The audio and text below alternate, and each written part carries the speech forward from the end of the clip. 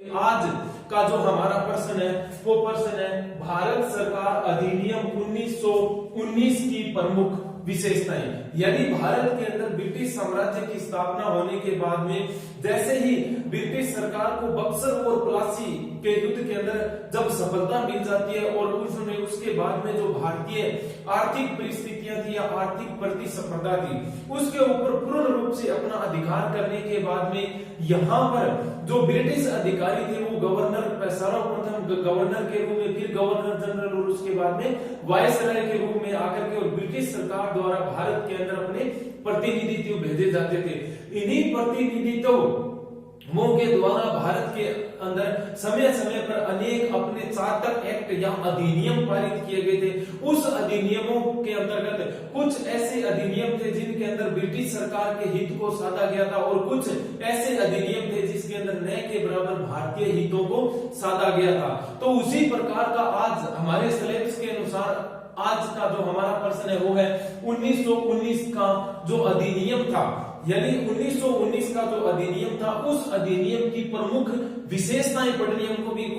उस अधिनियम के अंदर ऐसे कौन कौन से जो महत्वपूर्ण फैक्ट थे या कौन कौन सी ऐसी क्वालिटीज थी जिसके माध्यम से हमको 1919 के अधिनियम के अंदर जो ब्रिटिश सरकार थी उस ब्रिटिश सरकार की जो शोषणकारी जो नीति थी उस शोषणकारी नीति के अंदर कुछ हद तक हमको क्या है सफलता मिली थी। तो हम कह सकते हैं प्रिय विद्यार्थियों भी इस 1919 के अधिनियम से पहले ब्रिटिश सरकार द्वारा 1909 का अधिनियम पारित किया गया था। किसका? 1909 का अधिनियम, यानी 1909 का जो अधिनियम पारित किया गया था इस अधिनियम के अंतर्गत ऐसे ब्रिटिश सरकार ने प्रावधान रखे थे जिस प्रावधानों के माध्यम से जो भारतीय जनता चाहती थी यानी अपनी इच्छा अनुसार यहाँ का जो शासन चाहती थी उसके ऊपर हम कह सकते हैं भी ये जो 1909 का जो अधिनियम थोपा गया था इसके अंदर जो भारतीय लोगों को यहाँ शांति व्यवस्था की आवश्यकता थी और ब्रिटिश सरकार के प्रति जो घृणित भावनाएं थी उन भावनाओं को अत्यधिक प्रबल यानी हम कह सकते हैं भी अत्यधिक प्रबल हवा का काम किया। किसने? 1909 के अधिनियम में भारतीय लोगों की जो मांगे थी उन मांगों को न के बराबर माना गया था। किस अधिनियम में? 1909 के अधिनियम में। अब देखो इस 1909 के अधिनियम के अंदर जो सुधार किए गए थे, क्या जो भारत के अंदर जो ब्रिटिश सरकार थी उस ब्रिटिश सरकार के द्वारा जो सुधार किए गए थे उन सुधारों से जो भारतीय यहाँ की जनता थी, यहाँ के जो क्रांतिकारी प्रवृत्ति के जो लोग थे उन लोगों की जो भारतीय स्वतंत्रता के प्रति जो भूख थी उस भूख को ये सुधार शांत नहीं कर पाए थे। क्या? उस भूख को जो 1909 के जो अधिनियम के जो सुधार थे वो सुधार क्या है इस भूख को शांत नहीं कर पाए थे। इस कारण भारत के अंदर जो ब्रिटिश सरकार के प्रति जो राजनीतिक असंतोष था, किस सरकार के प्रति? ब्रिटिश सरकार के प्रति जो राजनीतिक असंतोष था, अब वो राजनीतिक असंतोष दिन प्रतिदिन ब्रिटिश सरकार के प्रति क्या है बढ़ता जा रहा था, क्योंकि अब जिसके फलस्वरूप अब ब्रिटिश सरकार की यहाँ जो शोषणकारी नीति थी उस शोषणकारी नीति के अंतर्गत भारतीय लोगों का भयंकर तरीके से उसके ऊपर यानी भारतीय लोगों के अंदर भयंकर तरीके से ब्रिटिश सरकार के प्रति क्या थी असंतोष की नीति थी। इस असंतोष की नीति के फलस्वरूप भारत के अंदर अनेक प्रकार के क्रांतिकारी व आतंकवादी आंदोलन होने तीव्र हो गए थे। भी जो 1909 का जो सुधार था उस सुधार के अंदर भारतीय सरकार को या भारतीय जो यहाँ की जनता थी उसको न के बराबर क्या मिली थी? सफलता मिली थी। इस कारण अब जो भारतीय यहाँ के जो लोग थे उन लोगों द्वारा अपनी आजादी अपनी स्वतंत्रता के प्रति या अपने जो अधिकार थे उन अधिकारों की रक्षा करने के लिए अनेक प्रकार के नए सुधारों की क्या है मांग करने लगे थे। तो इसी सुधारों के अंदर जब 1909 के सुधारों के अंदर भारतीय लोगों की जब भूख शांत नहीं हुई तब वो लोग जब आतंकवादी प्रवृत्ति या जो क्रांतिकारी आंदोलन हो रहे थे उस क्रांतिकारी आंदोलन का जब ब्रिटिश सरकार द्वारा दमन पूर्वक यानी उसका क्या किया गया यानी दमन पूर्वक यानी बलपूर्वक जब उनको दबाया गया था तो इस दबाने के पीछे भी जो ये जो दमन था, इस दमन ने भी भारतीय जो क्रांतिकारी लोग थे, उन क्रांतिकारी लोगों के अंदर जो भावनाएं थी, उन भावनाओं के अंदर क्या है, एक आग के अंदर हम कह सकते हैं घी की तरह काम किया था।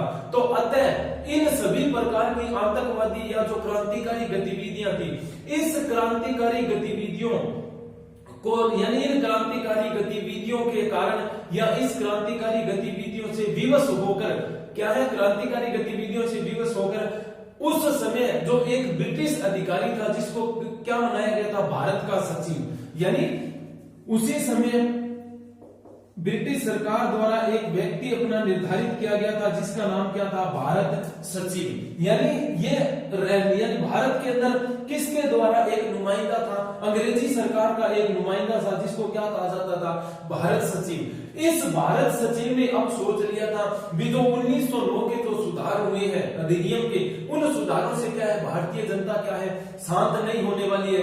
इस कारण ये जो भारत सचिव जिसका नाम था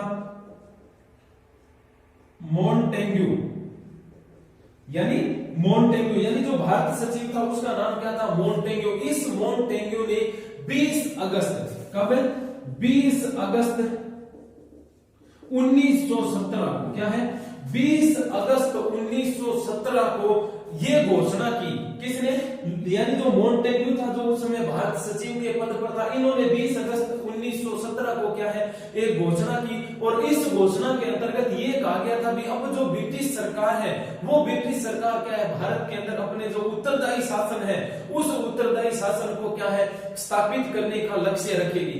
उसी समय यानी जब ये 20 अगस्त 1917 को क्या है, 20 अगस्त 1917 को मोंटेग्यू द्वारा एक घोषणा की गई थी, तो उसी समय जो भारत देश था, उस भारत देश के अंदर जो गवर्नर जनरल, क्या, गवर्नर जनरल यानी ब्रिटिश अधिकारी जो यहाँ का मुखिया कहा जाता था, जिसको क्या कहा था, गवर्नर जनरल।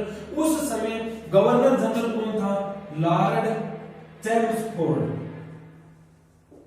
उस समय भारत के अंदर ब्रिटिश अधिकारी कौन था, यानी भारत सचिव तो मोंटेग्यू था, तथा उस समय गवर्नर जनरल कौन था, लॉर्ड चेम्सफोर्ड। इस लॉर्ड चेम्सफोर्ड के साथ में इस मोंटेग्यू, भारत सचिव और गवर्नर जनरल लॉर्ड चेम्सफोर्ड दोनों ने मिलकर के एक रिपोर्ट तैयार की। क्या तैयार की, दोनों ने मिलकर के और एक रिपोर्ट तैयार की। क्या तैयार की, एक रिपोर्ट, यानी एक अध्यादेश फिर से पारित किया जाएगा, किसके द्वारा, लॉर्ड चेम्सफोर्ड और मोंटेग्यू द्वारा। यानी इन्होंने रिपोर्ट तैयार की तथा इस रिपोर्ट के आधार पर जो ब्रिटिश संसद थी, उस ब्रिटिश सरकार ने फिर एक नया अधिनियम पारित किया। किसके कहने पर, एक तो भारत सचिव मोंटेग्यू, दूसरा जो भारत के अंदर ब्रिटिश सरकार का जो नुमाइंदा कह सकते हैं, कौन था, गवर्नर जनरल लॉर्ड चेम्सफोर्ड। इस दोनों ने मिलकर के क्या है, एक प्रारूप तैयार किया।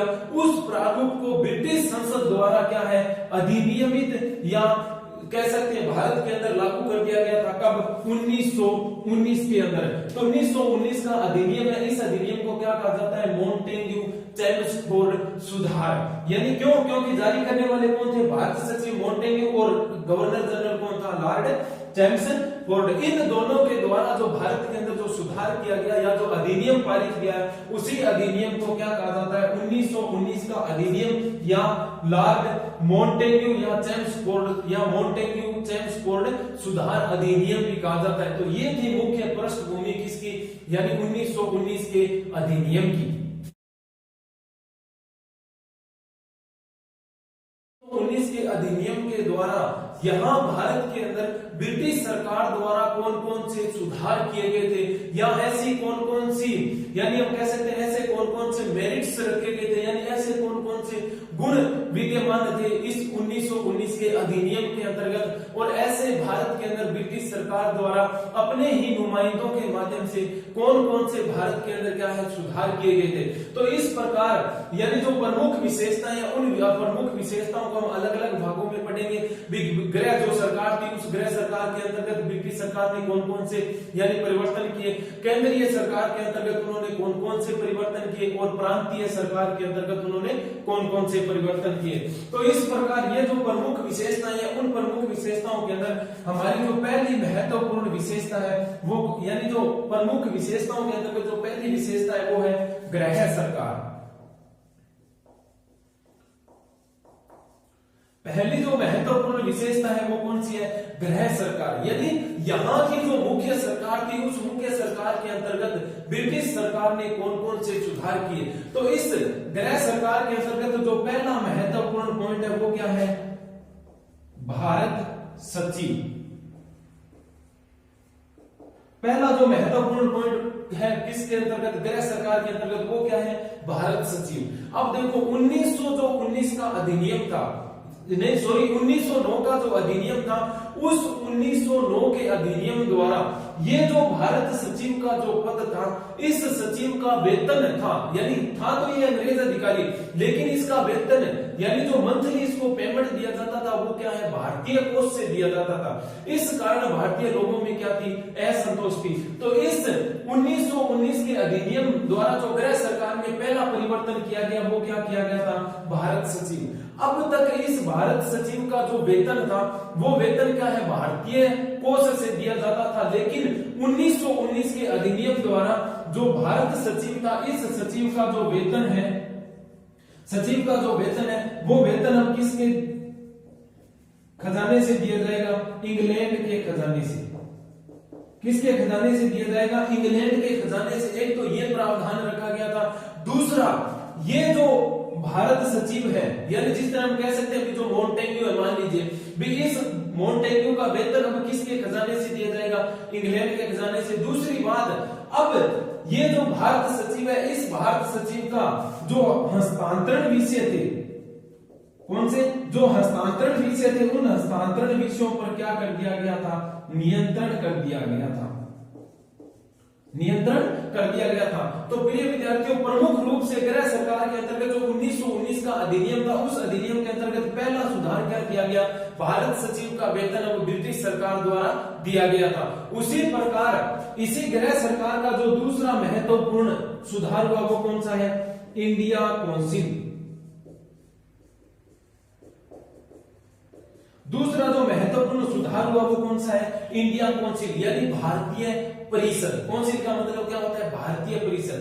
अब देखो ये जो भारतीय परिषद थी, इस भारतीय परिषद के जो सदस्य हुआ करते थे, उन सदस्यों का भी वेतन पहले क्या है? भारतीय कोष से दिया जाता था, लेकिन 1919 के अधिनियम के बाद में ये जो इंडिया काउंसिल के जो सदस्य थे या जो पदाधिकारी थे, उन पदाधिकारियों का वेतन भी इंग्लैंड के खजाने से, वेतन भी किसके खजाने से दिया जाने लगा था? इंग्लैंड के खजाने से। तथा साथ ही साथ इस इंडिया काउंसिल के जितने भी जो खर्चे थे, यानी जितने भी प्रकार के जो खर्चे थे, वो खर्चे भी कौन उठाएगी? अब इंग्लैंड की सरकार। और 1909 का जो अधिनियम था, उस अधिनियम से इसके जो सदस्य थे, किसके? जो इंडिया काउंसिल के जो सदस्य थे, इन सदस्यों के अंदर कम से कम तो व्यक्ति कितने हो सकते हैं? कम से कम तो 8 व्यक्ति हो सकते हैं, और ज्यादा से ज्यादा कितने व्यक्ति हो सकते हैं? 12। कम से कम न तो 8 से कम हो सकते और न 12 से ज्यादा हो सकते। तो दूसरा जो महत्वपूर्ण सुधार क्या किया गया? इंडिया काउंसिल का जो वेतन है वो इंग्लैंड के खजाने से। दूसरा, इनके जो सदस्य होंगे वो कम से कम 8 हो सकते हैं और ज्यादा से ज्यादा कितने? 12 हो सकते हैं। और साथ ही साथ जो 1909 का अधिनियम था, इस 1909 के अधिनियम द्वारा, इस 1909 के अधिनियम द्वारा ये जो इंडिया काउंसिल के जो सदस्य थे, इन इंडिया काउंसिल के सदस्यों का जो कार्यकाल, यानी जो कार्यकाल था वो कितना था? 7 वर्ष रखा गया था। किस अधिनियम के अंतर्गत? 1909 के अधिनियम। लेकिन 1919 के अधिनियम द्वारा इन सदस्यों का जो कार्यकाल है वो कितने वर्ष कर दिया गया था? 5 वर्ष कर दिया गया था। तो गृह सरकार के अंतर्गत दूसरा जो महत्वपूर्ण सुधार किया गया ब्रिटिश सरकार द्वारा 1919 के अधिनियम द्वारा, वो क्या है? India council. जो महत्वपूर्ण सुधार किया गया वो कौन सा है? High commissioner. अब देखो 1919 के अधिनियम द्वारा क्या है, ये जो हाई कमिश्नर हुआ करता था, इस हाई कमिश्नर के क्या है, पद का सर्जन किया गया। किसके?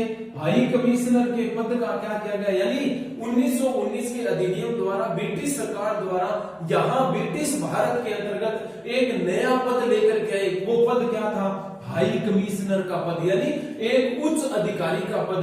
और ये जो हाई कमिश्नर का जो पद था, इस हाई कमिश्नर का जो अधिकारी था या जो अधिकारी खुद हुआ करता था, इसकी जो नियुक्ति थी, क्या है, इसकी जो नियुक्ति है वो नियुक्ति कौन करेगा? Governor general. इसकी नियुक्ति कौन करेगा? Governor general. और साथ ही साथ ये जो हाई कमिश्नर का जो सदस्य होगा, इस सदस्य का जो वेतन है, क्या, इस सदस्य का वो जो वेतन है वो किससे दिया जाएगा? भारतीय कोष से दिया जाएगा। किससे?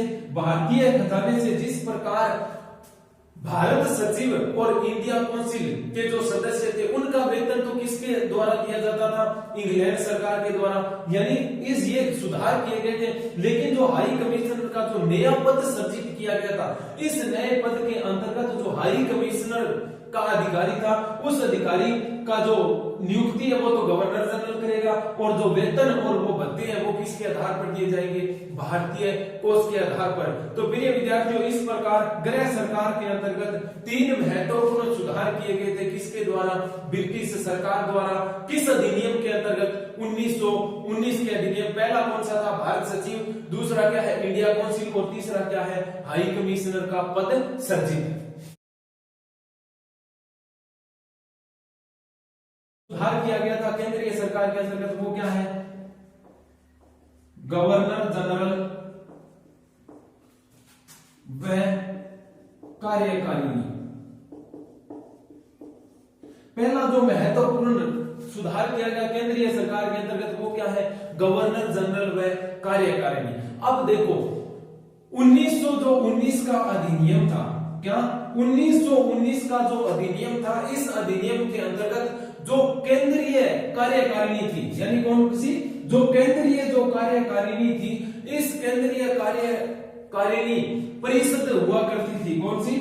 केंद्रीय कार्यकारिणी जो परिषद हुआ करती थी, इस परिषद के अंदर जो मुख्य रूप से जो इसके अधिकार थे, यानी जो केंद्रीय कार्यकारिणी परिषद के जो मुख्य अधिकार थे, उन अधिकारों के अंदर क्या है? कोई परिवर्तन नहीं किया गया था। किसके द्वारा? ब्रिटिश सरकार के द्वारा। यानी जो गवर्नर जनरल है और उनकी जो कार्यकारिणी है, उसके अंदर पहले की तरह ही उतने ही सदस्य रहेंगे जितने क्या थे? पहले के अधिनियमों थे। तथा ये जो कार्यकारिणी थी उनकी, उस कार्यकारिणी का अध्यक्ष कौन हुआ करता था? गवर्नर जनरल अध्यक्ष हुआ करता था। कौन सा? गवर्नर जनरल इस कार्यकारिणी परिषद का क्या था? अध्यक्ष था। और यही जो गवर्नर जनरल था, ये क्या करता था? विदेशी विभाग और जो राजनीतिक, यानी विदेशों से जो संबंध और अपने यहाँ भारत के अंदर जो उनकी राजनीतिक परिस्थितियां थी, उन परिस्थितियों के ऊपर सीधा नियंत्रण हुआ करता था। किसका? गवर्नर जनरल का। तो दूसरा जो महत्वपूर्ण सुधार किया किसके अंदर? केंद्रीय विधानमंडल के अंदर। अब देखो इस 1919 के अधिनियम द्वारा, किस अधिनियम द्वारा?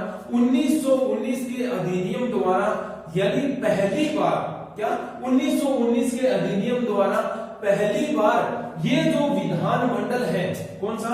ये जो विधानमंडल है, केंद्रीय विधानमंडल, इस केंद्रीय विधानमंडलों को 2 भागों में विभाजित किया गया था। किस अधिनियम द्वारा? 1919 के अधिनियम द्वारा केंद्रीय विधानमंडल को 2 भागों में विभाजित। कितने भागों में? 2 भागों में विभाजित किया गया था। किसको? केंद्रीय विधानमंडल को, जिसके अंदर एक मंडल था जिसका नाम क्या है? विधानसभा। पहला जो मंडल है उसका नाम क्या है? विधानसभा। तथा दूसरा जो मंडल है उसका नाम क्या है? राज्यसभा। यानी ये जो केंद्रीय विधानमंडल थे, उन विधानमंडलों को 1919 के अधिनियम द्वारा 2 भागों में विभाजित कर दिया गया, जिस तरह वर्तमान में है विधानसभा और राज्यसभा। अब ये जो 2 जो विधानमंडल थे, इस विधानमंडल के अंदर टोटल 205 सदस्य थे। कितने? टोटल 205 सदस्य थे। अब इन 205 सदस्यों का क्या है, विधानसभा और राज्यसभा के आधार पर क्या कर दिया गया था, विभाजन कर दिया गया था। तो इसके अंतर्गत जो विधानसभा है, इस विधानसभा के अंदर तो कितने सदस्य आ गए, 145 सदस्य। कितने सदस्य?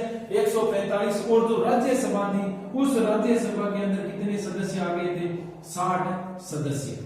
यानी विधानसभा के अंदर तो 145 सदस्य और राज्यसभा के अंदर कितने आ गए थे, 60 सदस्य। अब दोनों को जब हम मिलाते हैं तो कुल कितने सदस्य हो जाते हैं, 205 सदस्य। तो इसी प्रकार ये जो विधानसभा थी, इस विधानसभा का जो कार्यकाल था, क्या विधानसभा का कार्यकाल कितना था, 3 वर्ष निर्धारित किया गया था। कितने वर्ष?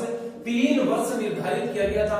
और उसी प्रकार ये जो राज्यसभा के जो सदस्य थे, इन सदस्यों का कार्यकाल कितना रखा गया था, 5 वर्ष निर्धारित। कितने वर्ष निर्धारित? 5 वर्ष निर्धारित। तो अब जो वर्तमान समय में हमारे यहाँ की जो विधानमंडल है, उस विधानमंडल के अंदर जो हम कह सकते हैं कि जो केंद्रीय सरकार है, उसके अंदर जो विधानमंडल है, उसके अंदर राज्यसभा और क्या है, यानी जो विधानसभा है। तो आज के समय में जो विधानसभा है उसका कार्यकाल 5 वर्ष है, और जो राज्यसभा के सदस्य होते हैं, उन सदस्यों का कार्यकाल 5 वर्ष होता है। लेकिन कुल राज्यसभा का कार्यकाल कितना होता है, 6 वर्ष का। यानी लगभग हम कह सकते हैं जितने भी, चाहे विधानमंडल हो, चाहे विषयों का विभाजन हो, चाहे वो सूचियों का विभाजन हो, सभी के सभी किस के अंतर्गत किए गए थे, 1919 के अधिनियम द्वारा। अब देखो ये जो विषय थे, यानी जो सरकार के जो कानून बनाने के जो विषय थे, उन विषयों को भी क्या है, 2 सूचियों में विभाजित कर दिया गया था। कितने?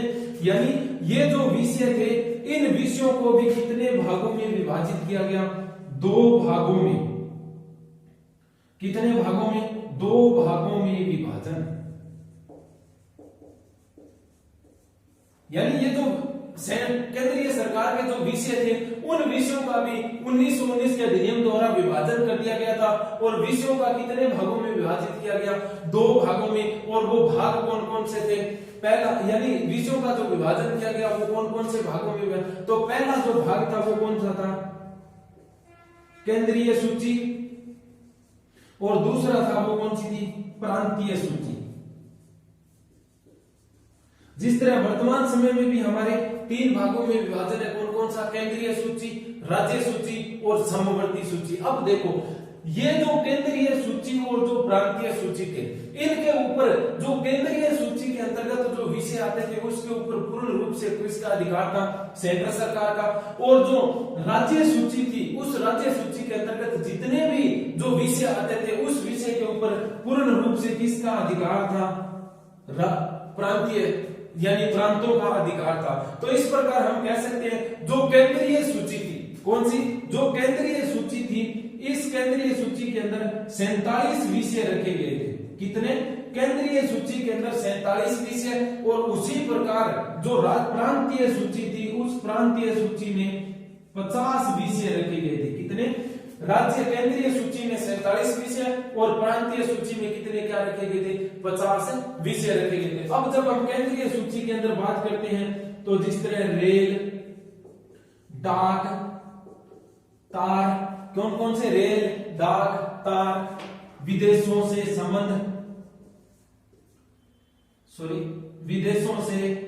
संबंध, इस प्रकार के जो महत्वपूर्ण सुधार थे, यानी डाक, तार, सेना थी, या जो सीमा के आधार पर जो शुल्क लगाए जाते थे, उन सब के जो विषय थे वो किसको दिए गए थे, केंद्रीय सूची को। तो उसी प्रकार जो प्रांतीय सूची है, इस प्रांतीय सूची के अंदर कौन कौन से रखे गए थे, पुलिस, शिक्षा, तीसरा जेल, यानी जो सार्वजनिक निर्माण,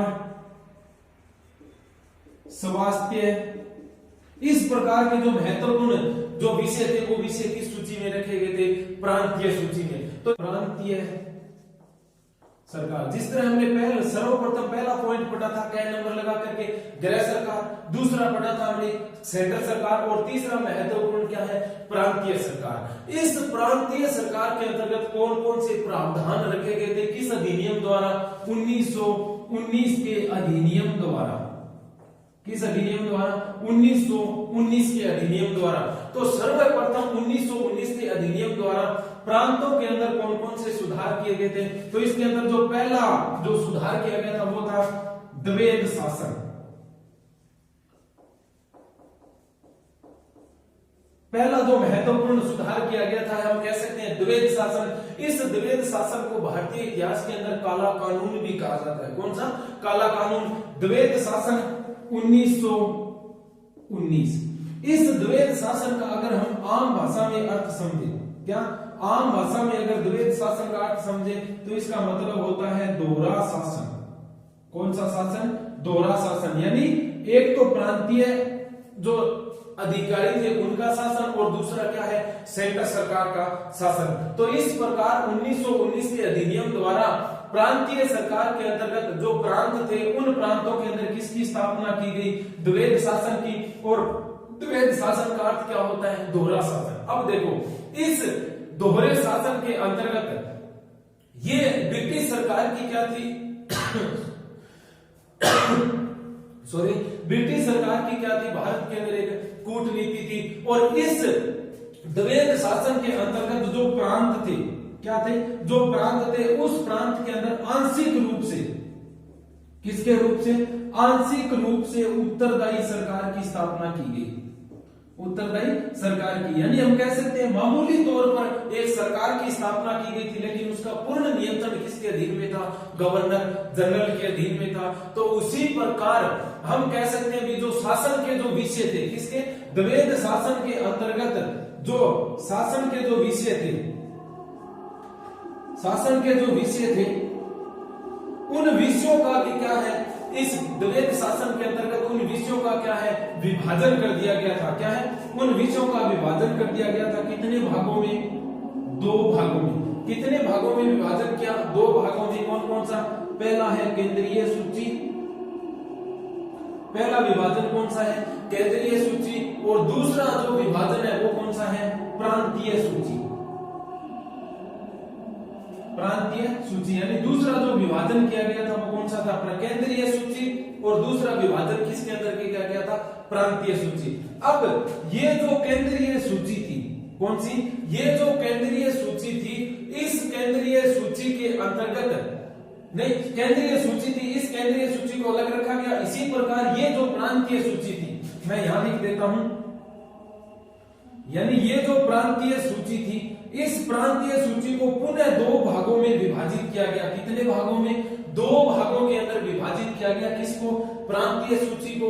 कौन कौन से वो भाग थे? तो इसके अंदर एक कह सकते हैं हम रक्षित विषय, एक तो रक्षित विषय और दूसरे हम कह सकते हैं हस्तांतरित विषय। हस्तांतरित विषय, पहले रक्षित विषय और दूसरे कौन से थे? हस्तांतरित विषय। तो ये जो रक्षित विषय थे, इन रक्षित विषयों के अंतर्गत कितने विषय रखे गए? 28 विषय। रक्षित विषय के अंतर्गत कितने रखे गए? 28। और जो हस्तांतरित विषय थे, इन हस्तांतरित विषयों के अंदर कितने विषय रखे गए? 22 विषय। 22 विषय। इस प्रकार 1919 के अधिनियम द्वारा जो प्रांत थे, उन प्रांतों में जो महत्वपूर्ण हम कह सकते हैं भारतीयों के लिए जो काला कानून कहा गया था वो लागू किया गया था। कब? 1919 के अधिनियम द्वारा, जिसका नाम क्या था? द्वैध शासन प्रणाली। तो महत्वपूर्ण सुधार किया गया किसके अंदर? प्रांतीय कार्यपालिका। अब देखो इस 1919 का अधिनियम था, कौन सा? 1919 का जो अधिनियम था, इस अधिनियम द्वारा प्रांतीय जो कार्यपालिका थी, इस प्रांतीय कार्यपालिका को भी क्या है? 2 भागों में विभाजन कर दिया गया। कितने भागों में? प्रांतीय कार्यपालिका का भी 2 भागों में विभाजित कर दिया गया, जिसको क्या कहा जाता था? एक को तो कार्यकारिणी परिषद, एक को तो क्या कहा जाता था? कार्यकारिणी परिषद, यानी कार्यपालिका कार्यकारिणी परिषद। और उसी प्रकार जो दूसरा था उसको क्या कहा जाता था? प्रांतीय मंत्री। दूसरे जो सदस्य थे उनको क्या कहा जाता था? प्रांतीय मंत्री। अब देखो ये जो प्रांतीय कार्यपालिका थी या जो प्रांत का जो प्रशासन था, उन प्रशासनों को 2 भागों में विभाजित किया गया। एक तो कार्यकारिणी परिषद के द्वारा, यानी जो ब्रिटिश अधिकारी है उस अधिकारियों के नियंत्रण में, और दूसरा जो प्रांत के जो मंत्री है, यानी जो प्रांतीय सरकार है, उन प्रांतीय सरकारों के जो मंत्री है, उन प्रांतीय सरकारों के मंत्रियों के अधीन रख दिया गया था। तो हम सीधी सी स्पष्ट भाषा के अंदर बात करें तो 1919 का ये एक ऐसा अधिनियम था जिसके अंदर केंद्रीय विधानमंडल को दो भागों में विभाजित किया गया। जो विषय थे उन विषयों का भी विभाजन कर दिया गया और साथ साथ में जो प्रांतीय कार्यपालिका थी उनका भी क्या है, यानी उन दोनों का भी क्या कर दिया, विभाजन कर दिया। अब ये जो कार्यकारिणी परिषद और जो प्रांतीय मंत्री थे ये दोनों के दोनों किसके अधीन रहते थे, गवर्नर जनरल के अधीन, गवर्नर जनरल के अधीन। अब देखो जब दोनों के दोनों गवर्नर जनरल के अधीन रहेंगे तो दोनों के दोनों किसके लिए कार्य करेंगे, ब्रिटिश सरकार के लिए। फायदा किसका होगा, ब्रिटिश सरकार का ही। देखो 1919 के अधिनियम द्वारा लोक सेवा आयोग का गठन किया गया। यह सर्वाधिक महत्वपूर्ण सुधार था भारतीयों के लिए। क्यों, क्योंकि लोक सेवा आयोग के अंतर्गत 1919 के अधिनियम से पहले भारतीय जो उच्च अधिकारी थे उन उच्च अधिकारियों को क्या है, यानी भारतीय जो पढ़े लिखे लोग थे उन लोगों को क्या है, परीक्षाएं देने का अधिकार नहीं दिया गया था। किसके द्वारा, ब्रिटिश सरकार द्वारा। लेकिन 1919 के अधिनियम द्वारा लोक सेवा आयोग का क्या किया गया, गठन किया गया था। और इन लोक सेवा आयोग के गठन के अंतर्गत क्या रखा गया था भी, अगर सार्वजनिक तौर पर अगर कोई भर्ती होगी या कोई सरकारी सेवा के अंदर कोई भर्ती या कोई हम कह सकते हैं भी कोई विज्ञप्ति जारी होगी, उस विज्ञप्ति के अंतर्गत जितने भी जो साक्षर व्यक्ति हैं, उच्च योग्यता वाले, वो सभी के सभी क्या है इसके अंदर प्रावधान रखा गया था भी। अब जो सार्वजनिक रूप से क्या होगी, भर्तियां होगी, इस भर्तियों के अंदर भारतीय लोगों को भी शामिल किया जाएगा और ब्रिटिश लोगों को भी शामिल किया जाएगा। तो जो तीसरा जो महत्वपूर्ण सुधार रखा गया था वो ये था। चौथा जो महत्वपूर्ण सुधार है वो कौन सा है, कानूनी आयोग। चौथा जो महत्वपूर्ण सुधार है वो क्या है, कानूनी आयोग। अब देखो ब्रिटिश सरकार ने हर 10 या 20 वर्ष के बाद में एक एक नए कानूनों को भारतीय लोगों के ऊपर क्या था, थोपा था। तो इसी प्रकार ये जो 1919 का अधिनियम था, कौन सा, ये जो 1919 का अधिनियम था, इस अधिनियम के अंदर जो सुधार संबंधी प्रावधान थे, क्या, जो सुधार संबंधी प्रावधान, जो सुधार संबंधी जो प्रावधान थे, उन प्रावधानों की जांच करने के लिए, किन, उन प्रावधानों की जांच करने के लिए, उन प्रावधानों की जांच करने के लिए 10 वर्ष बाद, कितने वर्ष बाद, 10 वर्ष बाद एक कानूनी आयोग का क्या कर दिया गया था, गठन कर दिया गया था या उसकी स्थापना कर दी गई थी। तो प्रिय विद्यार्थियों, इस प्रकार आज का हमारा ये प्रश्न था और इस प्रश्न में हमने जाना भी कैसे 1919 के अधिनियम के अंतर्गत ब्रिटिश सरकार द्वारा भारत के अंदर कौन कौन से सुधार किए गए थे। इसी के साथ में आज का हमारा प्रश्न पूरा होता है। धन्यवाद।